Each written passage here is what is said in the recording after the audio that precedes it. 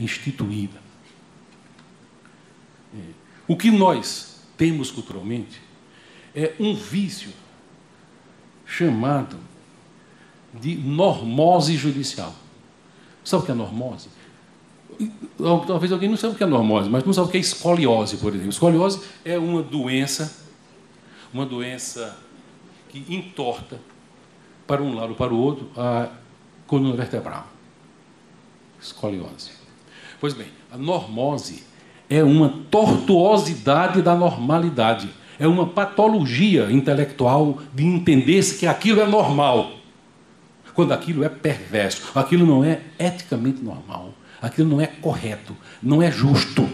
Não é justo. A finalidade da justiça, a finalidade da jurisdição é fazer justiça. Não é aplicar a norma, não. Aplicar a norma é a administração. A administração não pode inovar, o juiz deve inovar. A administração não pode deixar de aplicar a norma, o juiz deve deixar de aplicar a norma quando ele achar que ela é injusta. Que ela não realiza a finalidade da justiça. É por isso que se fez o novo Código. E mais adiante, olha, já no artigo 6º, todos os sujeitos do processo devem cooperar entre si para que se obtenha, em tempo razoável, decisão de mérito justa.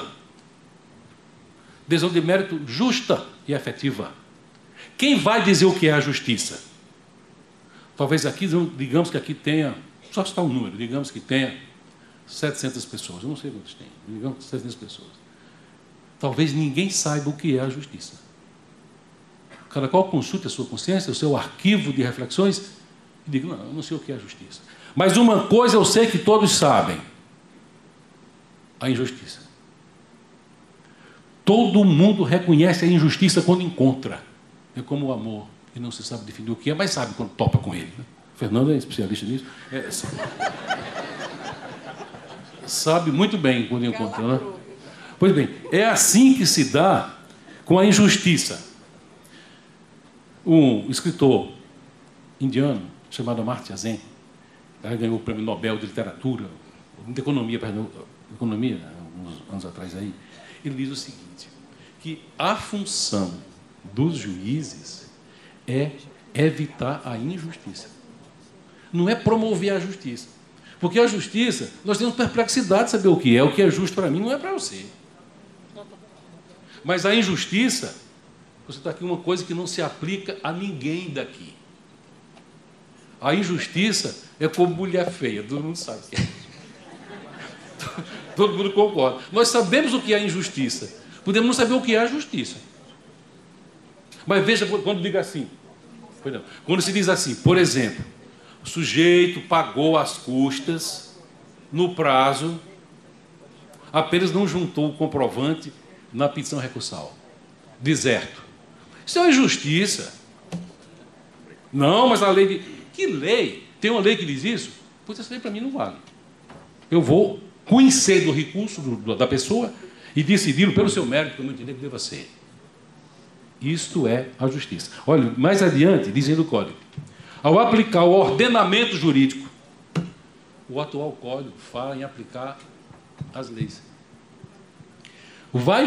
Alguém vai dizer que depois de Alexis, ordenamento não é coisa que lei? Não é não. O ordenamento são os valores e as regras.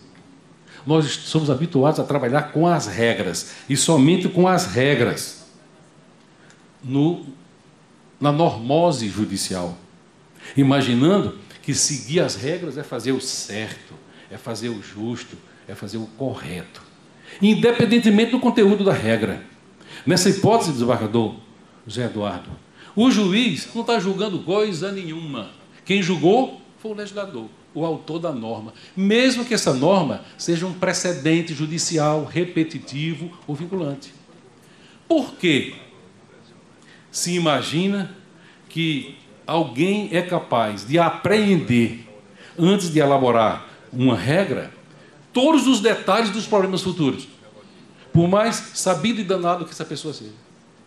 É evidente que isso é claramente fictício.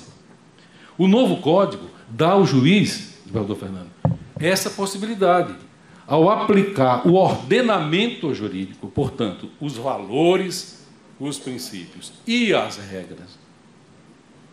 O juiz atenderá aos fins sociais e às exigências do bem comum. É bem comum não examinar o mérito de um recurso porque o comprovante das custas chegou fora do momento da interposição do recurso? Atende a qual bem comum isto? Imaginemos, por exemplo, que a matéria do mérito recursal seja uma matéria sumulada, ou tenha repetitivo do STJ, ou tenha súmula vinculante. O titular daquele direito vai ficar no hora veja por essa circunstânciazinha de todo irrelevante e ridícula. Outra coisa, decidimos agora na primeira sessão, que eu tenho a honra de integrar, e já foi integrado pelo ministro Ari Pagenda, que era talvez o mais visionário dos ministros do STJ, seguramente o mais iluminado no que diz respeito a pressentir a solução que deve ser. Não é, dizia ele, somente a solução que deve ser, mas a solução que pode ser, dependendo de você. Para essa decisão ser adotada, só depende de você. Não é que possa ser de acordo com a lei. Se pudesse ser de acordo com a lei, a sua contribuição é mínima. É uma contribuição de um escriba. Você vai só dizer, se aplica a lei tal. Você tem de criar. Mas vou escrever o artigo 5º. Olha, ao aplicar o ordenamento jurídico, o juiz atenderá aos fins sociais e às leis do bem comum, resguardando e promovendo. Olhe bem, resguardando e promovendo a dignidade da pessoa humana. A dignidade da pessoa humana. E observando a proporcionalidade, a razoabilidade, a legalidade, a publicidade e a eficiência. Esses elementos, proporcionalidade, razoabilidade, legalidade, publicidade e eficiência, podia ser reduzido, observando a justiça. Foi por isso que se fez um novo código.